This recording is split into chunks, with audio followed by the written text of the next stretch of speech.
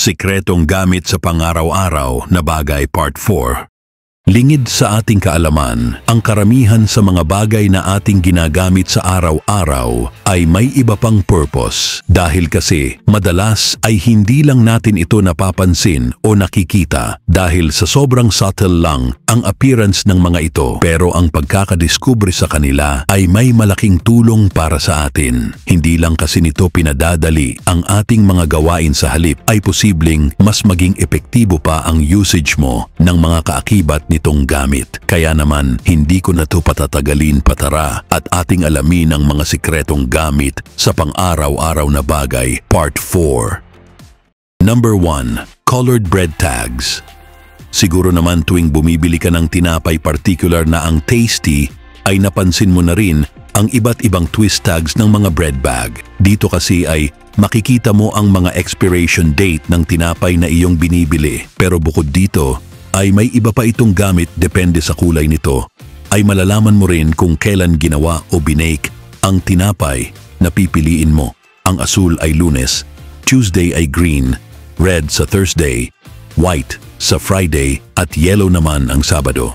Marahil ay nagtataka ka dahil walang Wednesday at Sunday, pues ang sagot ay simple lang. Ito kasi ay dahil karaniwang 5 days delivery schedules lang ang inire-report. Maliban din para mas malaman ng mga consumers ang mga freshly baked breads, ay nakakatulong din ito sa mga empleyado na alisin ang mga lumang bread para mapalitan ng fresh bread. Number 2. Smartphone holes. Tulad ko siguro naman, ay madalas mo rin ginagamit ang camera ng iyong phone para mag-picture at iba pa. Alam mo ba na sa sobrang uso ng mirror selfies ngayon, ay hindi na nakapagtataka kung napansin mo na may flash na katabi ang iyong camera, na siya rin kadalasan nagsisilbing flashlight sa flashlight feature ng mga cellphone. Pero kung titignan mo itong maigi, ay mapapansin mo na may maliit na butas sa likuran ng iyong cellphone sa gitna ng flash at camera. At kung hindi mo pa alam, ang maliit na butas na ito ay isang microphone at tama ang narinig mo. Maliban kasi sa mga earphones at sa butas sa ilalim ng phone, ay may isa pang supple microphone, ang mga smartphones na nagsisilbing tigabawas ng external noises na naririnig tuwing ikaw ay nagsasalita. Bukod pa dyan, ine-enhance nito ang quality ng audio sa tuwing tayo ay may kausap o ginagamit ang virtual assistants ng iyong phone. Number 3. Bulky flaps on top of juice boxes. Kung hilig mo ang pag-inom ng mga juice, siguro naman ay isa ka rin sa nagtatanong kung ano ba talaga ang silbi ng flaps sa ibabaw nito. Ayon sa iba, ito ay ginagamit para mas maging strategic ang pag-inom ng juice gamit ang straw. Pero ang talagang dahilan kung bakit may juice box flaps ay walang kinalaman sa mas efficient na pag-drain ng juice kapag pinisilang box. Sa halip ay dapat itaas mo lang ito para mas madaling mag-transport ang juice from point A to point B at para maiwasan din ang pagtapon sa paghawak ng juice box sa flaps nito. Sadya kasing ginawa ito para maging spill-proof at smooth ang experience sa pag-inom ng juice. Number 4. Drain hole.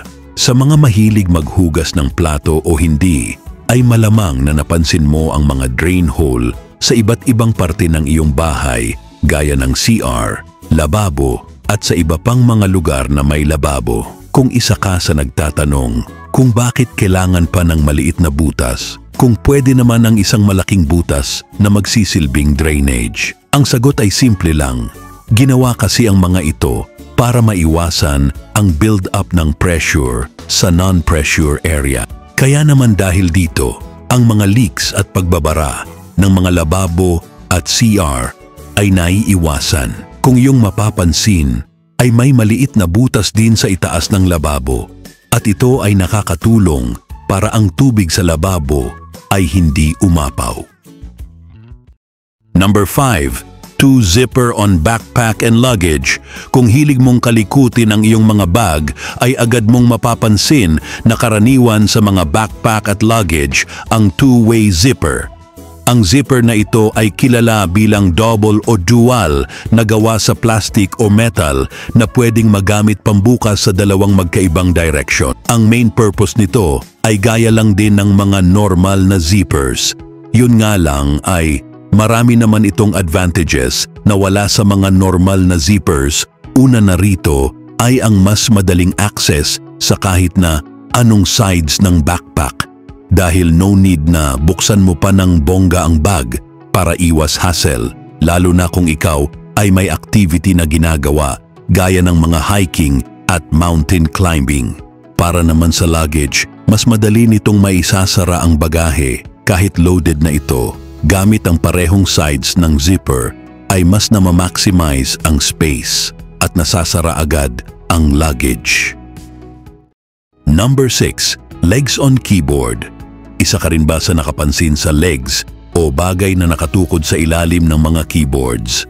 Para mas maintindihan mo ang sagot dito, kung meron nito ang mga keyboards, ay magbalik muna tayo sa 1980s kung saan ni-require na magkaroon ng legs ang mga keyboard. Ayon sa ISO standard noon, ang height at likod kasi ng mga keyboards ay dapat maging adjustable dahil ang mga empleyado kasi ay sanay sa angle ng mga typewriter. Sa mga taong hindi naman hirap mag-type o kabisado na ang keys ng keyboard ay hindi na ito recommended. Ikaw baka may alam ka na sikretong gamit sa pang-araw-araw na bagay na hindi nabanggit sa ating listahan? Comment down below.